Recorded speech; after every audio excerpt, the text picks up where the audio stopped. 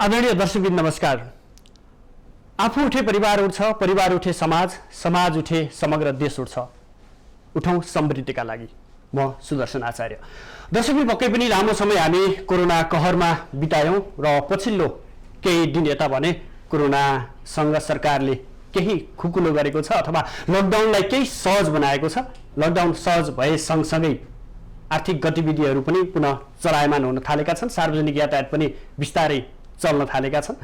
आज हामी यही समग्र कोरोनासँग सम्बन्धित रहेर कोरोनाको एक पाटो जुन महत्त्वपूर्ण भूमिका रह्यो, जो स्थानीय तहमा रहेर समग्र कोरोना व्यवस्थापनमा खेलेको भूमिका र स्थानीय तहमा भइरहेका विकास गतिविधि, समग्र 3 वर्षसम्म स्थानीय तहहरूले के गरे, कसरी अगाडि बढे, जनअपेक्षा कस्ता किसिमका हुँदा रहेछन् र कसरी अगाडि बढिरहेका छौँ भन्ने विषय र प्रसङ्गमा आधारित रहेर हामी कुराकानी गर्ने र विशेष गरी स्थानीय तहका समस्या, त्यहाँका जनताका चाहना र विकासका गतिविधिहरू, साथसाथै सङ्घीय र प्रदेश सरकारसँग स्थानीय तहका अपेक्षा र उहाँहरूले अथवा स्थानीय तहहरूले जुन विकास चाहेको छ त्यो विकासमा कतिको साझेदारी बनिरहेका छन् सङ्घीय सरकार र सङ्घीय सरकार र प्रदेश सरकार भन्ने विषय र प्रसङ्गमा आधारित रहेर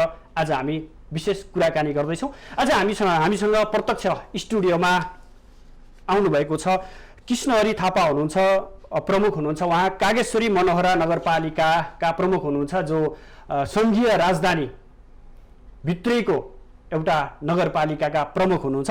त्यस्तै गरी फेदीखोला गाउँपालिका स्याङ्जाका प्रमुख हुनुहुन्छ घनश्याम सुवेदी हुनुहुन्छ। उहाँहरू दुवैजनालाई स्वागत गर्छु। नमस्ते। कृष्णहरि सरबाट सुरुवात गरौँ। धन्यवाद। पछिल्लो यो जुन कोरोना सङ्क्रमण र यसको नियन्त्रणको लागि विभिन्न स्थानीय तहहरूले आफ्नै किसिमबाट भूमिका खेले। तपाईँको कागेश्वरी मनोहरा नगरपालिकाले के कस्तो भूमिका खेल्यो र कसरी कामहरू गरिरहेको छ? यो कोभिड-19 को बारेमा चाहिँ मैले भन्नुपर्दा कागेश्वरी मनोहरा नगरपालिकामा चाहिँ बागमती प्रदेशमा पहिलो पटक चाहिँ पोजिटिभ देखेको हाम्रै नगरपालिका हो।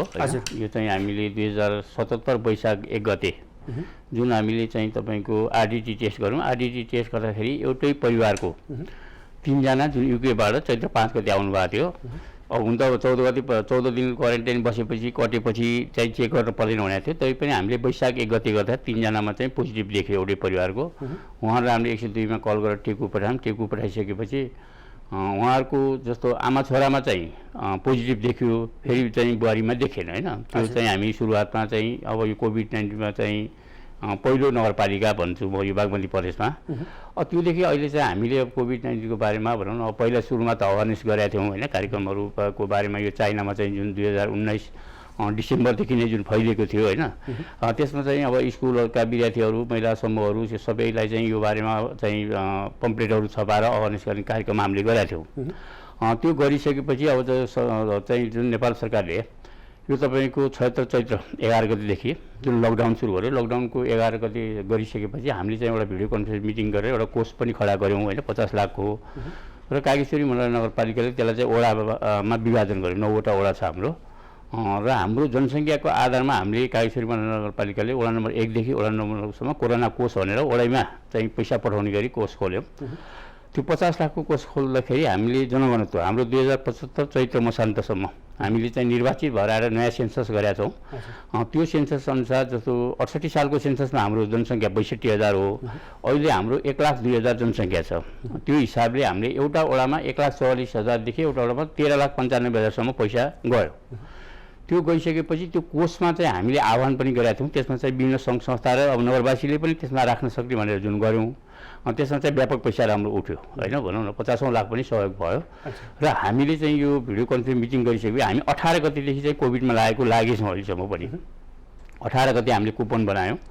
त्यो 50 लाखको कुपन बनाएर 50 लाखको छुट्टै 2 खालको कुपन बनाइसकेपछि हामीले चाहिँ वडा सेयर कुपनको मार्फत चाहिँ भनौँ न, उहाँहरूले चाहिँ एउटा फर्म भराउने र कुपन दिने। एउटा परिवारमा तपाईँको 5 जनासम्म छ भने भनौँ 4 जना 5 जना भनेर हामीले चाहिँ बुढा होस् अथवा बच्चा होस् 1,000 को कुपन दिने भनेर जुन चाहिँ 5जना परिवार छन् 5 वडा होइन, अब 3टा छन् 3टा, त्यो गरेर चाहिँ वडामा निर्देशन पाएन। वडाले सर्वदलीय गर्दाखेरि त्यो धेरै डिमान्ड आइसकेपछि उहाँले 5जना परिवारमा 3टा अथवा 4जनालाई 2टा गरेर पनि बाँड्नुभयो। त्यो कुपन पसलमा लगिसकेपछि सामान किन्नु सक्ने, खाद्यान्न सामानहरू किन्न सक्ने हामीले व्यवस्था मिलाइरहेका थियौँ। त्यो कुपन चाहिँ वडामा ल्याएपछि वडाले पैसा दिने अथवा सहकारी मिलेर पैसा दिने खालको त्यो गरेको थियो। त्यो ब्याङ्कहरू खुलेको थिएन होइन, त्यो नयाँ सिस्टम गरेको थियो। किनभने यो चामल दाल किन्दाखेरि अब भनौँ क्वालिटी भएन के भएन भन्ने कुरा, र यो लकडाउनको बेलामा प्याकिङ गरेर पनि झन्झट हुँदा पसलमा गएर तपाईँको उहाँले चाहिँ त्यो दूरी कायम गरेर किन्न सक्ने गऱ्यौँ होइन। हामीले त्यो 81 गतिदेखि चैत 81 गते बाँड्यौँ। यसलाई छोटकरीमा लैजाउँ, समग्रमा आय स्रोतहरू कसरी जुटाउनु भयो? अहिले आय स्रोत त्यही बेला 50 लाखको त हामीले कोभिड-19 यसमा चाहिँ अब हामीलाई अहिलेसम्म चाहिँ प्रदेश सरकारले दिएको त 12 लाख रुपियाँ मात्रै हो, र सङ्घीय सरकारले चाहिँ समानीकरण अनुदानबाट चाहिँ चलाउन सकिने भनेर भनेको थियो। त्यो हिसाबले चाहिँ गऱ्यौँ हामीले भनौँ न। त्यो पैसा भइसकेपछि हामीले चाहिँ जुन चाहिँ अब दाताले नगरवासीबाट सङ्घ संस्थाले दिएको पैसा गरेर झन् 1.5 करोड हामीले खर्च गरेको छौँ। अहिले मैले लास्टमा गर्दाखेरि 87 लाख रुपियाँ हाम्रो चाहिँ क्यास खर्च भएको छ, एजेन्सी पनि दिनुभएको छ होइन। त्यो गर्दाखेरि अब उहाँहरूको उठेको पैसा चाहिँ त्यो नगरपालिकामा बुझाउन पनि ओडाले हिसाब राख्दैन, ओडाले चाहिँ दिने, पछि हामी त्यसलाई सम्मान गर्ने भनेर राखेका छौँ होइन। यही क्वेसन म घनश्याम सुवेदी सरसँग जान्छु, कसरी व्यवस्थापन गर्नुभयो समग्रमा? समग्रमा चाहिँ यो जुन सङ्क्रमण विश्वव्यापी फैलिरहेको सन्दर्भमा नेपाल पनि अछुतो रहेन। त्यसमा पनि स्याङ्जाको फेदीखोला गाउँपालिका, हामी पोखरा महानगरपालिकासँगै जोडिएको कास्की र स्याङ्जाको सिमानाको एउटा स्वागतद्वार, एउटा प्रवेशद्वारमा हाम्रो पालिका पर्छ। र केन्द्रीय सरकारले तपाईँको लकडाउन चैत्र 11 गतेबाट जुन 76 चैत्र 11बाट सुरु गर्नुभन्दा अगाडि हामी 9 गते नै हाम्रो जुन मुख्य नाका थियो तपाईँको पोखराबाट स्याङ्जा प्रवेश गर्ने नाकामा हामीले चैतको 9 गतेबाट हेल्डेक्स निर्माण गऱ्यौँ। त्यो मार्फत व्यक्तिहरूलाई इन्ट्री हुँदाखेरि सेन्सर गर्ने, तपाईँको थर्मोगनबाट उहाँहरूलाई सिसी क्यामेराबाट उहाँहरूको रेकर्डलाई लिने, अनि पर्सनल कुन ठाउँबाट उहाँहरू आउनु भएको छ उहाँहरूको रेकर्डलाई हामीले चाहिँ किपिङ गरेर स्वास्थ्यकर्मी सुरक्षाकर्मी सँगै राखेर अनि त्यसमा फेरि अवार गर्ने डकुमेन्टहरू जस्तै हामीले त्यहाँ विभिन्न पम्पलेटहरू बनाएका थियौँ, अनि फ्लेक्स प्रिन्टहरू थियो, डिजिटल बोर्डहरू थियो। त्यो मार्फत पनि सचेत गराउँदै उहाँहरूलाई पठाउने काम त्यहाँबाट गऱ्यौँ भने हामीले फागुनको 29 गते नै 2076 फागुन 29 गते नै यो कोभिडलाई नियन्त्रण गर्ने सम्बन्धी गाउँपालिकाको मेरै आफ्नै संयोजकतामा एउटा उच्चस्तरीय संयन्त्र बनाएको थियौँ। त्यसले चाहिँ हामीले प्रत्येक वार्डमा चाहिँ त्यहाँ महिला स्वयंसेविकाहरू खटाएर स्वास्थ्यकर्मीहरू, शिक्षकहरू, विद्यार्थीसँग पब्लिकसँग अवेरनेस गर्ने प्रोग्रामहरू हामीले लिएर गयौँ। र जुन त्यो 9 गतेबाट हामीले हेल्डेक्समा शुभारम्भ गरिरहेको चाहिँ 3 महिनासम्म हामीले कन्टिन्यू गऱ्यौँ। अहिले लकडाउन अलिकति खुकुलो भएपछि त्यसमा फेरि त्यो अलि बस्तीको बिचमा पनि थियो र त्यसले गर्दाखेरि अलिकति सङ्क्रमण फैलिन सक्छ भनेर अहिले चाहिँ हामीले त्यसलाई अलिकति ब्रेक गरेका छौँ। यो बिचमा झन्डै 39,324 जना भन्दा बढी व्यक्तिको यात्रुहरूको जो चाहिँ त्यो हाम्रो पालिकाबाट प्रवेश गरेर त्यो राजमार्गबाट अगाडि बढ्ने त्यो सिद्धार्थ राजमार्ग उहाँहरूको चाहिँ रेकर्ड किपिङ गर्ने। र त्यति मात्र नभइकन फेदीखोला गाउँपालिकाले अब त्यति बेला सामग्रीको पनि अभाव थियो, आफ्नै हामीले WHO को कोड अफ कन्डक्ट भित्र सेनिटाइजरहरू बनाउने हाम्रो ल्याबहरू मार्फत, अनि त्यसलाई ठाउँ-ठाउँमा पुर्याउने वितरण गर्ने, अनि कोभिडमा धेरै खालको व्यवस्थापनमा हामी जुटिरहेका छौँ। आजको मितिसम्म पनि स्याङ्जाको सबैमा चाहिँ सङ्क्रमणको अवस्था देखिए पनि हाम्रो पालिकामा चाहिँ आजको मितिसम्म 0 छ। अब त्यसको ग्यारेन्टी चाहिँ लिन सक्दैन, संयोगवश त्यो हाम्रो प्रयासले पनि एउटा हामीलाई सहयोग गरेको हो कि भन्ने चाहिँ हामीलाई अनुभूति भयो। आय स्रोतमा हामीले हाम्रो पालिकाको निस्वार्थ तर्फबाट हामीले हाम्रो गाउँपालिकाकै कार्यपालिकाको निर्णयबाट चाहिँ प्रकोप व्यवस्थापन कोषमा 35 लाख रुपियाँ बजेट त्यसमा थप गऱ्यौँ भने त्यो कोषमा अन्य हामीलाई केही वित्तीय संस्थाहरू अनि केही सहयोगी दाताहरू बाहिर रहनुभएको त्यस्तो महानुभावहरूले पनि हामीलाई रकमहरू थप गरिदिनु भएको छ र केही जिन्सी सामानहरू दिएको कारणले गर्दा हामीले त्यति धेरै अनि प्रकोप फैलिरहेको र सङ्क्रमणको अवस्था नदेखिएको हुँदा क्वारेन्टाइन व्यवस्थापन लगायत अन्य कुराहरूलाई चाहिँ हामीले त्यसलाई म्यानेज गर्न चाहिँ सकिरहेको अवस्था छ भने त्यो मात्र नभइकन किसानहरूले जति पनि उत्पादन गरिरहेको उत्पादित वस्तुहरू थियो त्यो उत्पादित वस्तुहरूलाई हामीले कसरी व्यवस्थापन गर्न सकिन्छ भनेर फेदीखोला गाउँपालिकाले त्यो बिचमा एउटा कृषि एम्बुलेन्सको कन्सेप्ट ल्याएका थियौँ र किसानको घर दैलोमा पुगेर बजारको मूल्यको आधारमा कलेक्सन गरिदिएर लोकल मार्केटदेखि तपाईँको पोखरा महानगरपालिकासम्म लगेर हामीले सामानहरू बेचिदिने। अनि स्वास्थ्यमा चाहिँ प्रत्येक व्यक्तिहरू जो चाहिँ लकडाउनको कारणले अप्ठ्यारो परिरहेको, कोही घरमा बसिरहेको हुनुहुन्छ, यातायात चलिरहेको छैन, औषधि किन्नलाई समस्या थियो, त्यो बिचमा औषधि व्यवस्थापनको निम्ति हामीले 3 जना खटाएका थियौँ।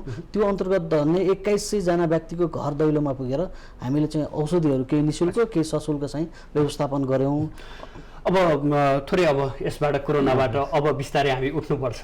हजुर। अब जसरी समग्रमा कोरोना व्यवस्थापनमा स्थानीय तहले भूमिका खेल्यो, अब सङ्घीयता नै नजिकको सरकार भनेकै स्थानीय तह हो सङ्घीयताको लागि।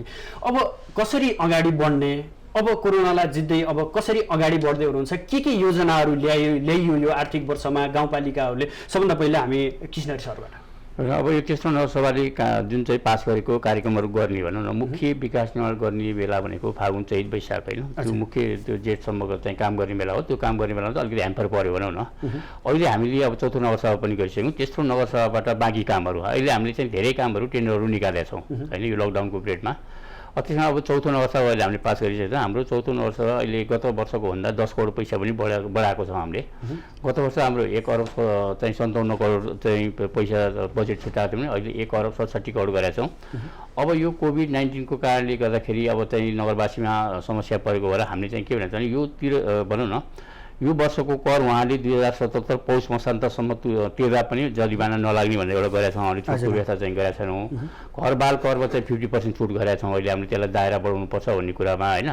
अब यो कोभिड-19लाई म्यानेजमेन्ट गर्दै अहिले हामीले चाहिँ एउटा राम्रो पाटो स्वास्थ्यमा चाहिँ तपाईँको कागेश्वरी मनोहर नगरपालिकाको वडा नम्बर 6 मा रहेको मुलपानी नगर अस्पतालमा हामीले त्यो कोभिड भनौँ न त्यो प्रभावमा पनि फिभरका बिरामी कति ठाउँमा नजात्ने बेला जात्ने काम गरेका छौँ।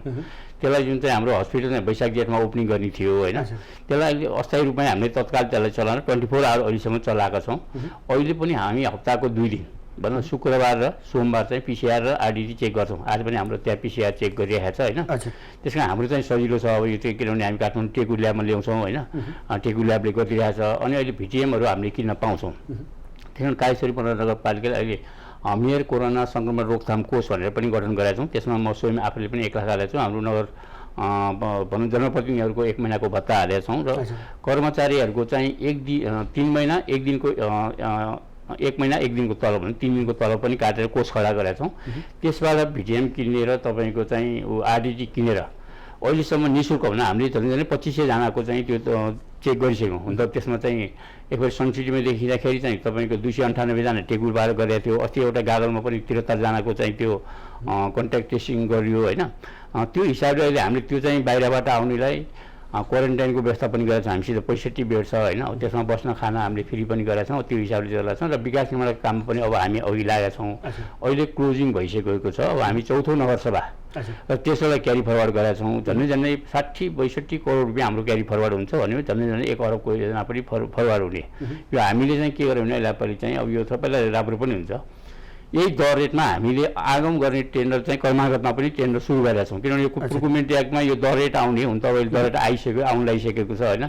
दर रेट आउने र टेन्डरको प्रक्रियामा एउटा टेन्डरलाई 3-4 महिना लाग्ने हुँदाखेरि अहिले हामीले लकडाउनको पिरियड चाहिँ हाम्रो योजना शाखाले चाहिँ हामीले कुनै दिन पनि अफिस रोकेन भन्नुपर्छ। मैले यो 18 गतेपछि हामीले 3 घन्टा अफिस खोलेर पनि सेवा पुर्यायौँ र हाम्रो योजना शाखाबाट जति पनि हाम्रा पेन्डिङ कामहरू थियो त्यसलाई ठेक्कामा टेन्डरमा लगाएका छौँ। अब त्यो काम चाहिँ भनौँ न अहिले चाहिँ झन्डै 1 अरबकै टेन्डर हामीले निकालेका छौँ। त्यो इम्प्लिमेन्ट हुँदा यो चौथो भनौँ हामी त निर्वाचित भएर आएको 3 वर्ष पुगेर 4 वर्ष लागिसक्यो होइन। मेन काम गर्ने यो वर्ष छ। अब यदि फेरि कोभिड चाहिँ फैलिएन, दोस्रो लकडाउन गर्नु परेन, यतिकैमा चल्ने हो भने चाहिँ हाम्रो कुनै असर पर्दैन होइन। त्यस कारण अब फेरि चाहिँ लकडाउन भयो फेरि गर्ने चाहिँ फेरि हामीले त्यो त विशेष बजेट बढ्छ। अहिले बजेटमा पनि हामीले चाहिँ कोभिड-19लाई चाहिँ लक्ष्य गरेर एउटा स्वास्थ्यमा र कृषिमा चाहिँ उत्पादन बढाउनुपर्छ, रोजगारी सिर्जना गर्नुपर्छ। यो राष्ट्रिय लक्ष्य पनि हो। अब त्यसलाई त्यो गरेका छौँ। त्यो हिसाबले अगाडि बढ्न सक्यो भने अहिले खासै असर पर्दैन होइन। कृषिसँगै तपाईँलाई थोरै जोड्न चाहे, यो युवा स्वरोजगारका कार्यक्रमहरू पनि छ, युवा रोजगारका कार्यक्रमहरू पनि छ, यसलाई कतिको प्राथमिकता? अहिले युवा रोजगारमा कसैले 5 रोपनी जग्गा लिएर व्यवस्थित गर्छ भने 1 लाख रुपियाँ नगदै दिने भनेको छ। त्यो मल बिउ यसमा दिने अनुदान त छुट्टै छ तपाईँको। अनि यदि ठुलो ग्रुपमा गर्नुहुन्छ 20 रोपनी हुन त अब हामी त्यहाँ कृषि भन्दा पनि तपाईँको हामी चाहिँ व्यवस्थित सहरीकरणमा गइसकेका छौँ होइन हाम्रो नगरपालिका। अब यो कृषिमा चाहिँ राज्यले पनि मेरो चाहिँ के छ भने त्यो प्रति जग्गाहरू सरकारी जग्गाहरू छ भने त्यो जग्गा चाहिँ चाहिँ स्थानीय सरकारलाई अहिले संरक्षण मात्रै गर्नु भनी दिएको छ। संरक्षण होइन, त्यसमा चाहिँ हामीले चाहिँ बाली लगाउन ठेक्कामा दिन सक्ने अथवा चाहिँ 5 वर्ष 2 वर्ष 1 वर्ष लिजमा दिएर उत्पादन बढाउन सकिन्छ। भनौँ हाम्रो नगरपालिकामा धेरै जग्गा नभए अन्य त धेरै ठाउँमा छ नि त। त्यस कारण स्थानीय सरकारलाई त्यो जग्गाको भनौँ न उत्पादनमै लगाउनु, त्यसलाई हामीले निर्माण सम्पन्न केही पनि नगर्ने। यदि चाहिँ अब तपाईँको कुनै पनि जङ्गलमा पनि त्यसमा चाहिँ रोप्न सकिन्छ, सामुदायिक वनहरूमा पनि होइन। र कृषि चाहिँ योग्य जमिन चाहिँ हामीले भने काहीँ त अब धेरै ठाउँमा जग्गा खेर गइरहेको छ नि। एउटा त बाँझो राख्न नदिने जग्गा यो हामीले पहिला पनि ल्याएको हो, तर यो चाहिँ तपाईँको कार्यान्वयन गर्न चाहिँ गाह्रो छ। हुन त सङ्घीय सरकारले जग्गा बाँझो राख्न नपाइने भन्ने कुरा छ नि। त्यस कारण त्यो हिसाबले अलिक कृषिमा चाहिँ हामीले चाहिँ क्यास अनुदान पनि दिने, इक्विपमेन्टहरू पनि दिने, कृषि औजारहरू पनि दिने भनेर अब ल्याएका छौँ होइन। अब हामी यहाँ चाहिँ त्यो सहरीकरण जग्गाको भाउले गर्दाखेरि त्यो कृषिभन्दा पनि व्यवस्थित बस्तीमा चाहिँ बढी जोड छ भनौँ न। हामी किनभने एउटा 3टा नगरपालिका मिलेर अहिले झन्डै 26,000 रोपनीमा हामी सम्भाव्यता अध्ययन गरेर नयाँ भनौँ न एउटा पूर्वी काठमाडौँ भनेर हामीले चाहिँ त्यो अफिस पनि खडा गर्छौँ, त्यसो अध्ययन पनि गर्दैछौँ। हजुर सुवेदी सर, अब कसरी जाने योजना बनाउनु भएको छ? अब त कोरोनाबाट जितेर हामी अगाडि बढ्नुपर्ने अवस्था छ। के छन् योजनाहरू, यो आर्थिक वर्षको योजनाहरू के छ, कसरी जाने? विशेष गरी युवा लक्षित कार्यक्रम र कृषि कार्यक्रममा चाहिँ कसरी दिनुभएको छ, किनभने तपाईँहरू ग्रामीण क्षेत्रको एउटा स्थानीय तह पनि हो? हजुर, एकदम हाम्रोमा अहिले 77-78 को यो वर्षको बजेटमा हामीले विशेष गरी रोजगारलाई पहिलो प्राथमिकतामा दिएको छौँ। त्यो अन्तर्गत युवा उद्यम कार्यक्रम हाम्रो गाउँपालिकाले विगत 2 वर्षदेखिबाट गर्दै आएको छ। बिना ब्याज बिना धितो हामीले एउटा युवा समूहमा काम गर्न चाहने प्रत्येक समूहलाई चाहिँ हामी 5-5 लाख रुपियाँ 5 वर्षसम्म त्यो रिटर्न गर्ने गरी रिफन्ड हो चाहिँ त्यो चाहिँ मोबिलाइजेसन हामीले गरिरहेका छौँ। अहिलेसम्म अहिले यो बिचमा कोभिडकै क्रममा पनि हामीले सूचना निकालेका थियौँ। धन्य हामीले 40 जना युवाहरूलाई अहिले त्यसमा इङ्गेज गराइरहेका छौँ। यो वर्ष हाम्रो 1.5 करोडभन्दा बढी बजेट युवा रोजगारमा चाहिँ हामीले बिना ब्याज बिना धितो लगानी गर्दैछौँ भने त्यो मात्र नभइकन कृषि उत्पादनमा हामीले के गर्यौँ भने कृषिलाई खालि उत्पादनसँग मात्रै ध्यान दियौँ, तर त्यसको बजार र व्यवस्थापनमा ध्यान दिनै सकेनौँ। मुख्य किसानको समस्या त्यहाँनिर रहेछ। त्यही भएर अहिले हामीले 5 वटा सङ्कलन केन्द्र निर्माण गर्दैछौँ, एउटा कृषि एम्बुलेन्स खरिद गर्दैछ गाउँपालिकाले। अनि प्रत्येक सङ्कलन गरेको त्यो किसानको चाहिँ उत्पादनलाई बजारसँग जोड दिनको निम्ति त्यसको जिम्मा चाहिँ गाउँपालिकाले लिने। त्यो कार्यक्रम हामीले अहिले अगाडि बढाइरहेका छौँ। त्यो लगायत पशुसँग, सञ्चारसँग अनि कुटीर उद्योगहरू के गर्न चाहन्छ, माइक्रो म्यानेजमेन्ट टाइपका चाहिँ सानसाना उद्योगहरूलाई पोखरासँग हामी नजिक रहेको हाम्रो गाउँपालिकाको कन्सेप्ट भनेको सेटेलाइट सिटीको कन्सेप्ट हो। यो चाहिँ नगर टोटल्ली पुरै रूपले ग्रामीण क्षेत्र पनि नभइकन यो चाहिँ तपाईँको अर्ध हो। त्यो हिसाबले हामीले यसले यो नगरोन्मुख गाउँपालिकाको रूपमा विकास भइरहेको छ।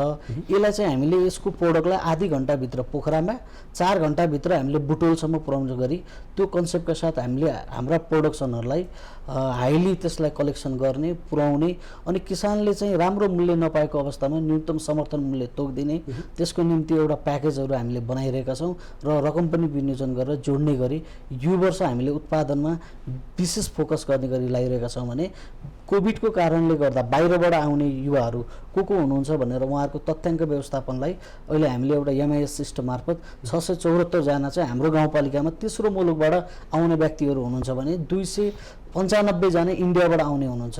उहाँहरू सबैलाई हामीले के काम गरिराख्नु भएको छ, कुन देशमा के काम गर्नुभएको छ, तपाईँहरूसँग के अनुभव छ र नेपालमा आएर आफ्नो ग्रामीण क्षेत्रमा के गर्न चाहनुहुन्छ भन्ने समेत हामीसँग रेकर्ड भएको हुँदा उहाँहरूलाई सरल कर्जा, सहुलियत कर्जा अनि कुनै ठाउँमा चाहिँ गाउँपालिकाले नै एसिस्ट गरिदिने नत्र वित्तीय संस्थाहरूसँग बसेर पनि उहाँहरूसँग चाहिँ हामीले जोइनमा कार्यक्रमहरू अगाडि बढाउन सकिन्छ भनेर अहिले युवा साक्षरता दिने र त्यसमा उद्यमशील विकासको लागि यो कार्यक्रमहरू हामीले विशेष गरी अगाडि बढाइरहेको कुरा छ। र यो वर्ष हामीले त्यसैमा नै बढीभन्दा बढी ध्यान दिइरहेका छौँ। भने मुख्य कुरा भनेको उत्पादन सँगसँगै यसको बजार र किसानको आर्थिक समृद्धिको पाटोमा ध्यान दिने गरी गाउँपालिकाले कार्यक्रम बनाएको छ। हजुर, जस्तो तपाईँले आफै भन्नुभयो हामी पोखरा नजिक छौँ, पर्यटकीय क्षेत्र पनि हो पोखरा। अब पर्यटकको पाटोतिर जाउँ, त्यहाँ थुप्रै प्राकृतिक सम्पदाहरू पनि छन्, धार्मिक सम्पदाहरू पनि छ, त्यसको त्यतातर्फ तपाईँहरू कतिको नजर गएको छ, त्योतर्फ विकास गर्न जोड कतिको दिइरहनु छ? एकदम छ। हाम्रो मेजर सेकेन्डमा चाहिँ हाम्रो पहिलो कुरा हामीले एजुकेसन हाम्रो फोकस हो भने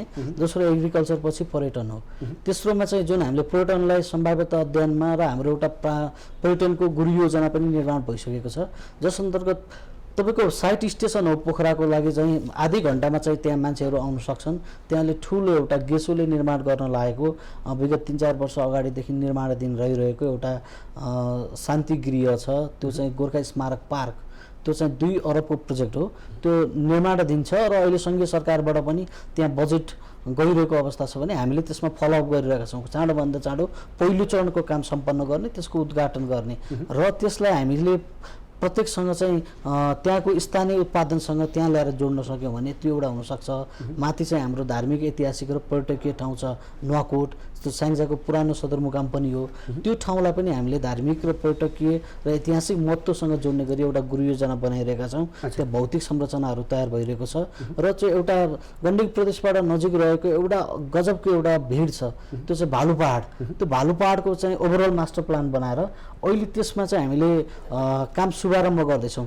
त्यसको पहिलो चरणको काम त्यो आग ब्रिज वारिपारी जोड्ने गरी त्यसलाई अहिले ठेक्कामा गइसकेको छ। अब हामी केही समयभित्र लगभग 1-2 साताभित्र हामी शिलान्यासको चरणमा गइरहेका छौँ। कृष्ण सर तपाईँ राजधानी नजिकै हुनुहुन्छ, ठमेलमा थुप्रै पर्यटक आउँछन्, भक्तपुर थुप्रै पर्यटक, पाटन थुप्रै पर्यटक पुग्छन्। तपाईँको स्थानीय तहमा पर्यटकलाई, यहाँ आउने पर्यटकलाई त्यहाँसम्म तान्ने वातावरणको लागि के योजना छन्? हाम्रो चाहिँ खास अहिले आन्तरिक हामीले धार्मिक पर्यटन त हामी कागेश्वरी धाम भनेको छौँ होइन। कागेश्वरी मन्दिर छ, त्यो मन्दिरमा चाहिँ अहिले हाम्रो आन्तरिक पर्यटक मात्रै लाग्ने कुरा हो होइन। अहिले हामीले चाहिँ 3वटा नगरपालिका, गोकर्णेश्वर नगरपालिका, कागेश्वरी नगरपालिका र शङ्खरापुर नगरपालिका, यो हाम्रो चाहिँ शिवपुरी यो राष्ट्रिय निकुञ्ज छ होइन। त्यसमा चाहिँ यसलाई चाहिँ धार्मिक पर्यटन गर्न सकिने, त्यहाँ केबल कार राख्न सकिने भनेर यो गोकर्णेश्वर नगरपालिकाले पनि गरेको। यो हामी चाहिँ बुढा नीलकण्ठबाट तपाईँको यो सुन्दरजलबाट पनि जान सकिन्छ होइन। तपाईँको यो दर्सिङ पौवा हुँदै नगरकोटसम्म जाने त्यो ट्रेकिङ रुटहरू छ। अब यो चिसापानी पनि जाने हामी कहाँ धेरै उ छ होइन, त्यो एडिबीबाट बाटोको पनि भएको छ, त्यहाँबाट गोसाइकुण्ड पनि जान सकिने। अहिले खास भन्ने हो भने हामीले कागेश्वरी नगरपालिकामा यो बाटोको पूर्वाधार नगरिकन चाहिँ वास्तवमा पर्यटनलाई पनि भन्दाखेरि त्यो भयो भने हाम्रो भ्यू चाहिँ काठमाडौँ भ्यू चाहिँ एकदम राम्रोसित देखिन्छ। त्यस कारण त्यो अहिले हामीले एउटा पार्क पनि बनाउनु लाग्छ। झन् 137 ओपन जग्गा निकालेछौँ। यसमा शहरी विकास मन्त्रालयले पनि सहयोग गर्दैछ होइन। त्यस कारण यो आन्तरिक पर्यटनलाई चाहिँ जोडिया छौँ हामीले खास चाहिँ, किनभने हामी इन्टरनेसनल एयरपोर्ट नजिकै जोडिया हो होइन। काठमाडौँ महानगरपालिकाको 25सँग जोडिएको हो। त्यस यो काठमाडौँ उपत्यकाको एउटा हाम्रो फोरम पनि छ होइन, जुन 18वटा नगरपालिका छ, 2टा चाहिँ महानगरपालिका र हामी 16वटा नगरपालिका छौँ। यसको विषयमा चाहिँ हामी फोहोर मैलाको बारेमा, यो आन्तरिक पर्यटनको बारेमा, यो सबै कुरामा चाहिँ हामी शेयर महिनामा एकचोटि मिटिङ पनि गर्छौँ होइन। त्यसलाई चाहिँ अब सरकारीसँग सुझाव पनि दिने गरेका छौँ। र धार्मिक हिसाबले भन्दाखेरि चाहिँ हाम्रो चाहिँ त्यो अब गर्न चाहिँ कस्तो छ भन्दा अब हामीले चाहेर गर्न पनि यो चाहिँ राष्ट्रिय निकुञ्जमा परेको वन होइन, यो स्थानीय सरकारलाई अधिकार छैन। अहिले हामी 6 करोडको डिपिआर बनाएका छौँ, त्यसमा चाहिँ अब फेरि चाहिँ हामीलाई स्वीकृति नै गाह्रो होइन। राष्ट्रिय निकुञ्ज चाहिँ अब अलिकति बढ्दैछ। अहिले वनको फेरि कानुन चाहिँ चेन्ज भएर आउँदैछ भने चाहिँ त्यसमा कतिसम्म गर्न सकिन्छ। हजुर, जस्तो अब थोरै यो स्थानीय तहका विकासका बाटो र योजनाहरूलाई छोडेर थोरै अब हामी राजनीतिबाट यसलाई हेरौँ। जस्तो स्थानीय तहमा अझै पनि जनगुनासो छ, स्थानीय तहले काम गर्न सकेनन् भन्ने कुरा पनि छ।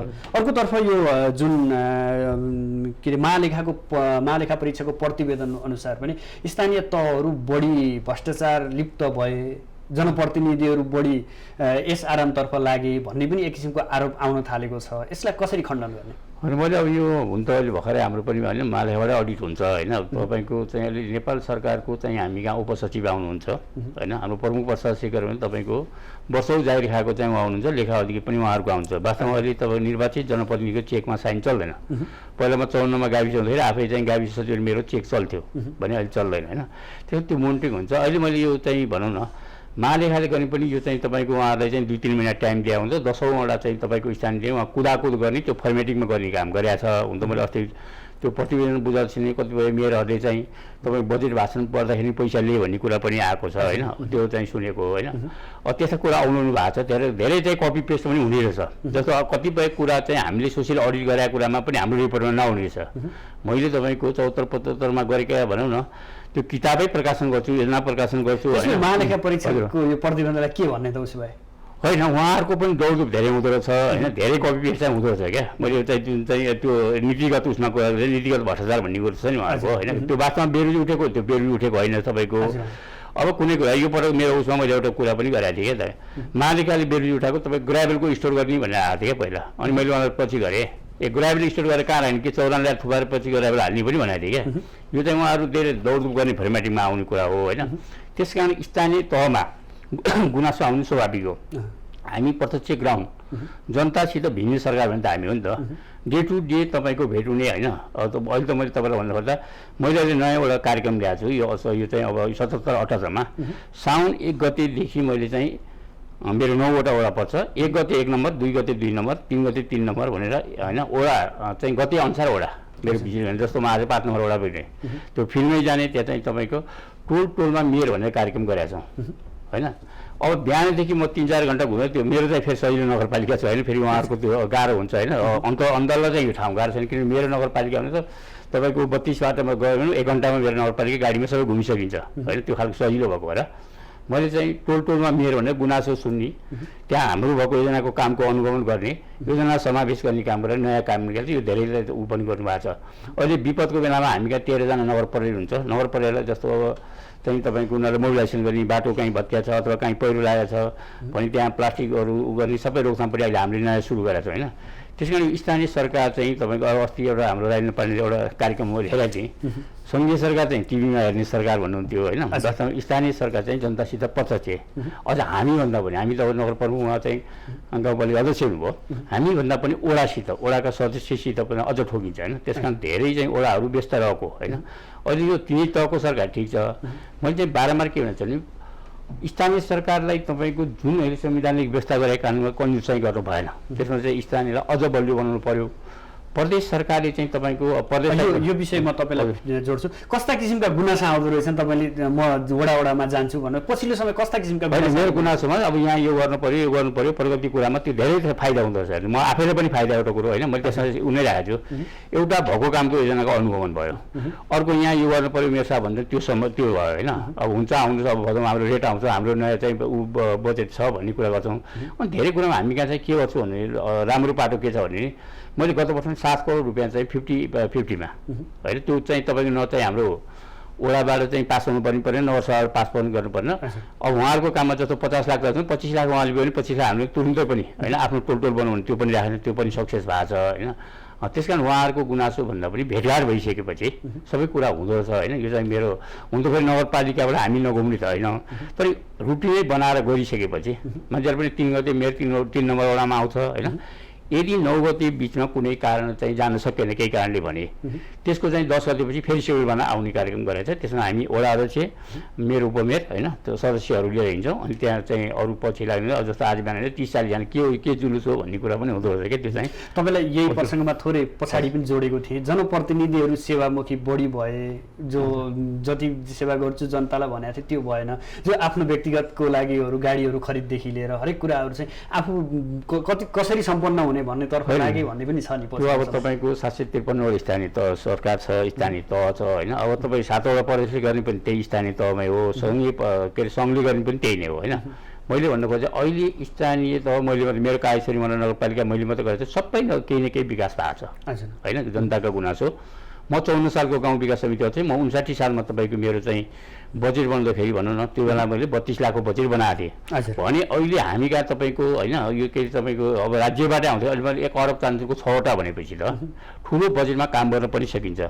त्यस कारण अहिले मैले भन्नु खोजेको प्रदेश सरकारले चाहिँ हामीलाई चाहिँ के गर्नु पर्यो, टेक्निकल सपोर्ट गर्नु पर्यो। प्रदेशले चाहिँ जस्तो 13वटा हाम्रो बागमती प्रदेशमा 13वटा जिल्ला छ भने उसले ठुला खालको योजना बनाउनु पर्यो, हामीलाई गाइड गर्नु पर्यो भन्ने कुरा हो। असङ्घीय सरकारको त राष्ट्रिय होइन नेसनल खालको ठुल्ठुलो प्रोजेक्ट हुन्छ कुरा भइहाल्यो होइन।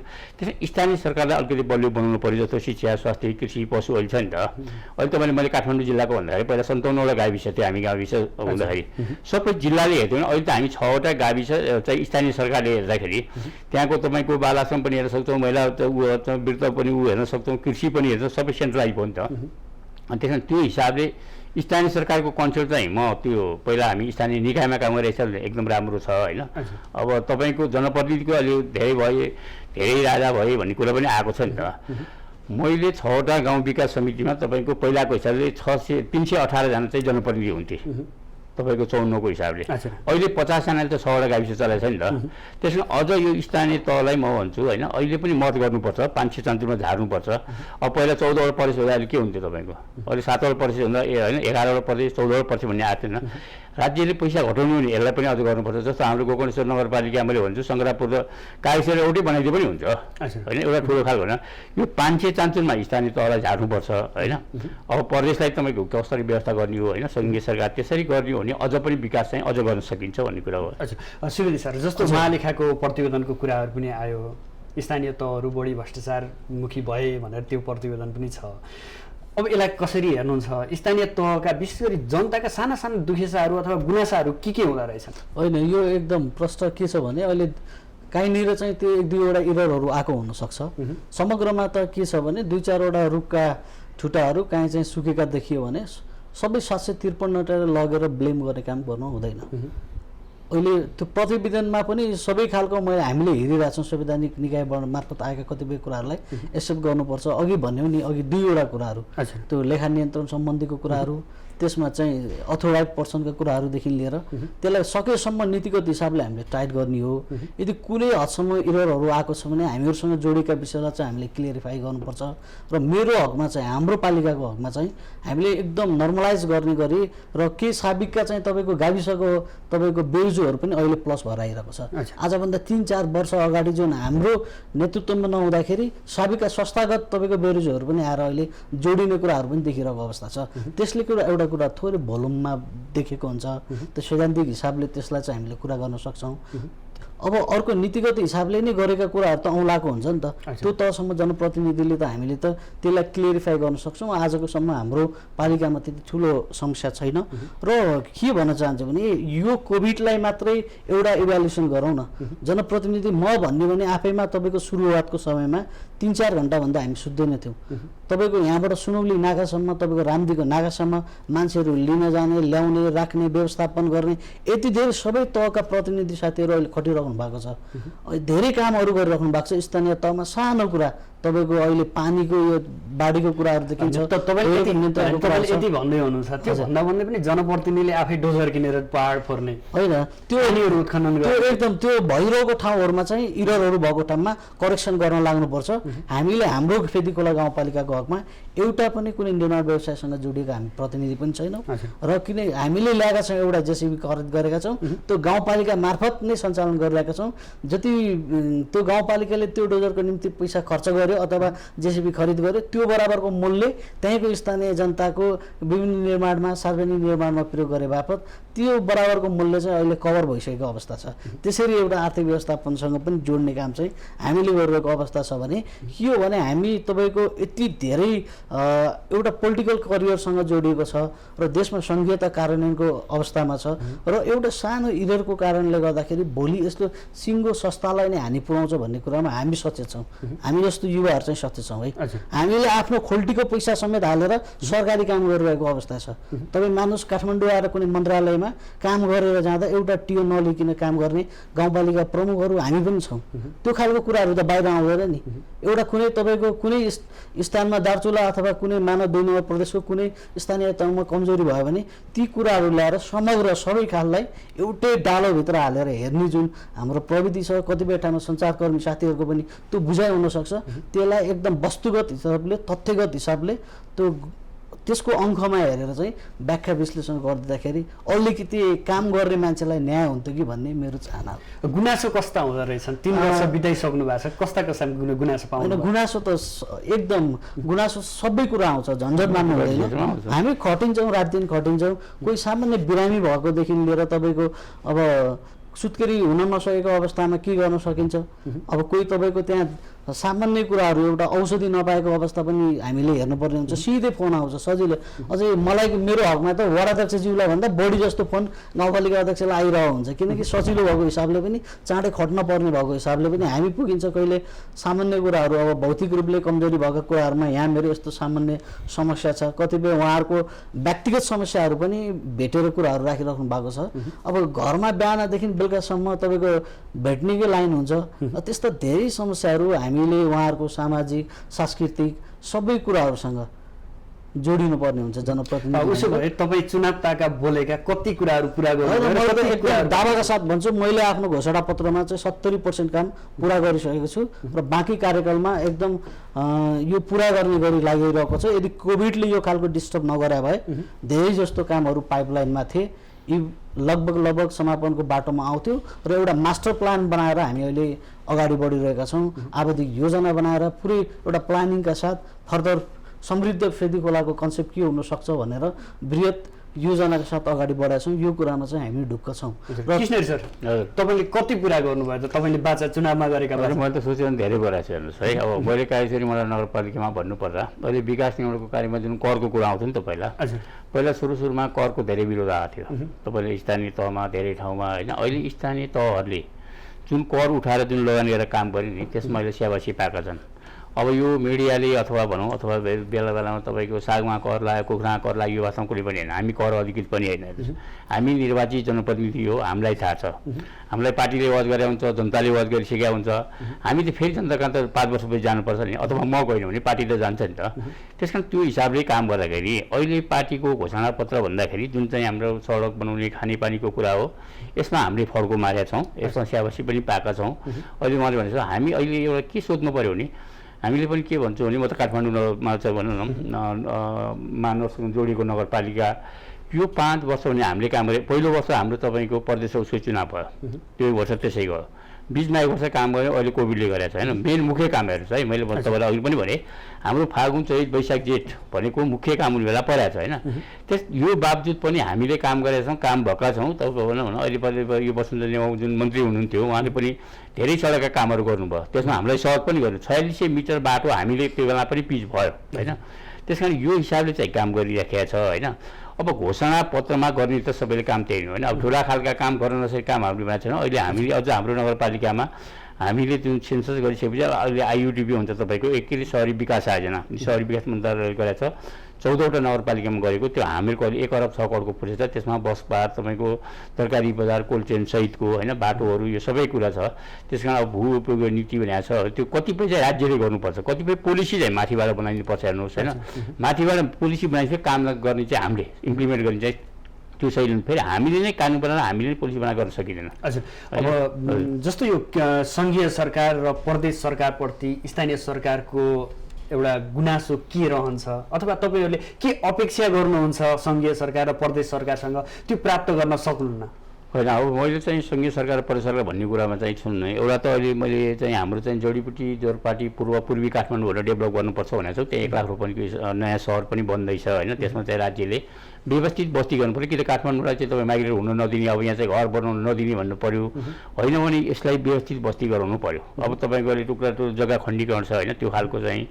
अर्को चाहिँ प्रदेश सरकारलाई र हामीले सङ्घीय सरकारलाई भन्ने कुरामा चाहिँ अहिले यो जुन चाहिँ असारमा चाहिँ धेरै चाहिँ पैसाहरू चाहिँ खर्च हुने जुन छ नि, अहिले हाम्रो एउटा राम्रो पाटो स्थानीय तहमा हाम्रो पैसा सञ्चित कोषमा भएको पैसा फ्रिज हुँदैन। तर सशर्त अनुदान जुन चाहिँ आउँछ होइन, त्यो शिक्षा स्वास्थ्य कृषिमा जुन पैसा आउँछ नि त्यो पैसा कार्यक्रम सहित आउँछ। त्यो कार्यक्रम हामीले बनाउनु पाउनु पऱ्यो। एउटा चाहिँ त्यो सशर्त अनुदान चाहिँ तपाईँको फ्रिज नहुने होइन।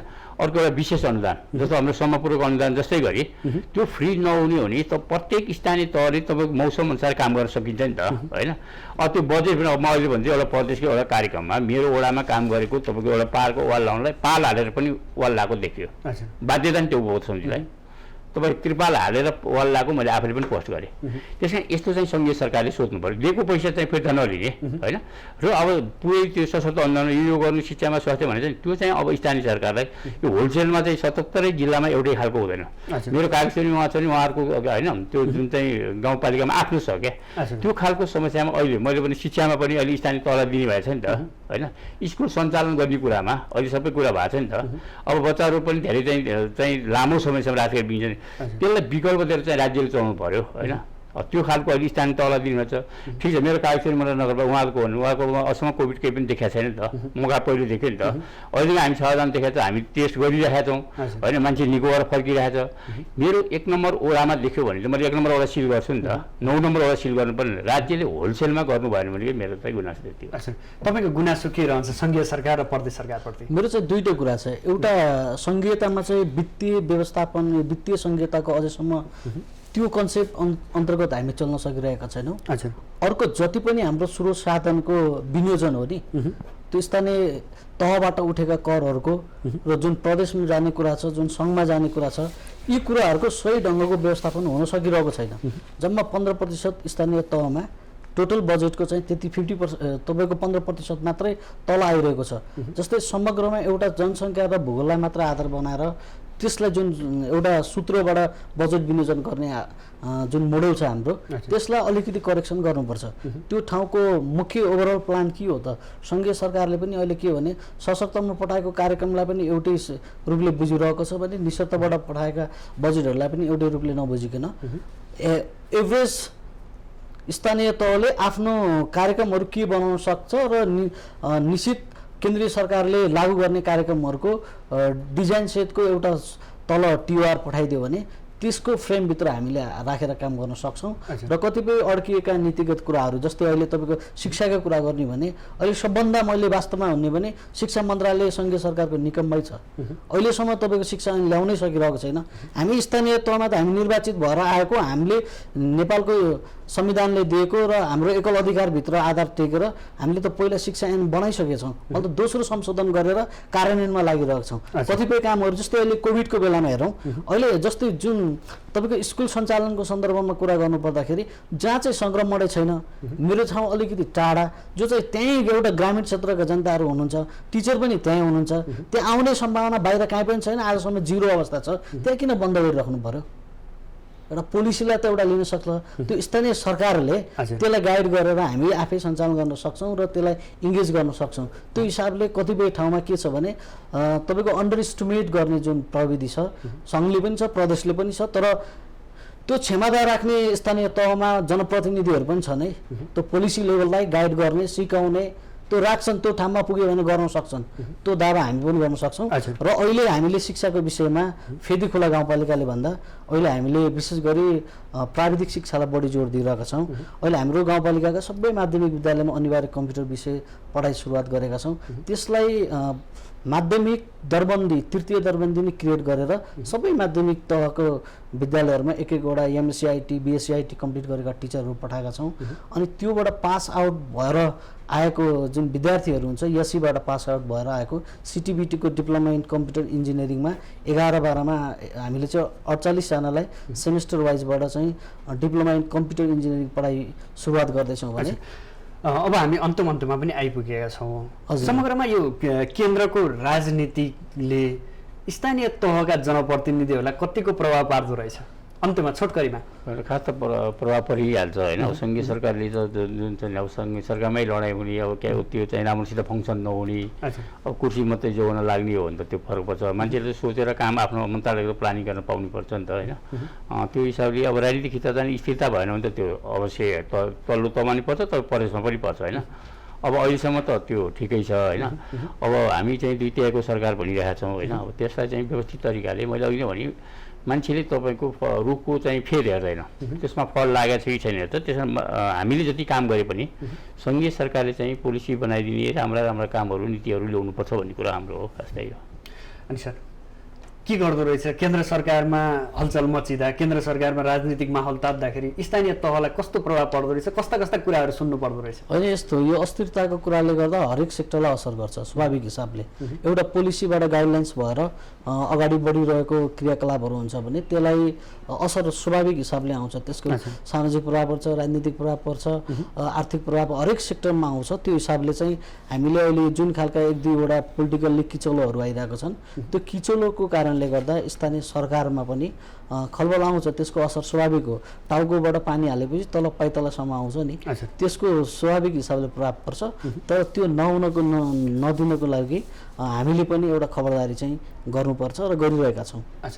हुन्छ, यहाँहरू दुवैजनालाई कार्यक्रममा आइदिनु भयो र आफ्नो महत्त्वपूर्ण विचार राखिदिनु भयो। विशेष गरी आफ्ना स्थानीय तहका गतिविधिहरूको बारेमा जानकारी गराउने अथवा आम दर्शकहरूमा बुझाउने कोसिस गर्नुभयो, यसको लागि दुवैजनालाई धन्यवाद। धन्यवाद हामीलाई समय दिनुभएकोमा। दर्शकबिन, आज हामी विशेष गरेर स्थानीय तह र स्थानीय तहले के कसरी भूमिका खेल्न सकिरहेका छन्, स्थानीय तहमा जनताका अपेक्षाहरू के हुन सक्छन् र ती अपेक्षा पुरा गर्नको लागि जनप्रतिनिधिहरू कसरी लाग्नुपर्छ र लागि परेको अवस्था छ भन्ने विषयमा केन्द्रित भएर कागेश्वरी मनोहरा नगरपालिका काठमाडौँका मेयर कृष्णहरि थापा र त्यसै गरी फेदी खोला गाउँपालिका स्याङ्जाका गाउँपालिका प्रमुख घनश्याम सुवेदीसँग प्रत्यक्ष कुराकानी गर्ने र उहाँहरूलाई स्टुडियोमै ल्याएर उहाँहरूसँग विशेष कुराकानी पनि गऱ्यौँ। आज हामी बिदा चाहन्छौँ। भोलि यस्तै गरी नयाँ विषयवस्तु र नयाँ व्यक्तिका साथ उपस्थित हुनेछौँ। त्यतिन्जेलसम्मलाई बिदा दिनुहोस्। नमस्ते।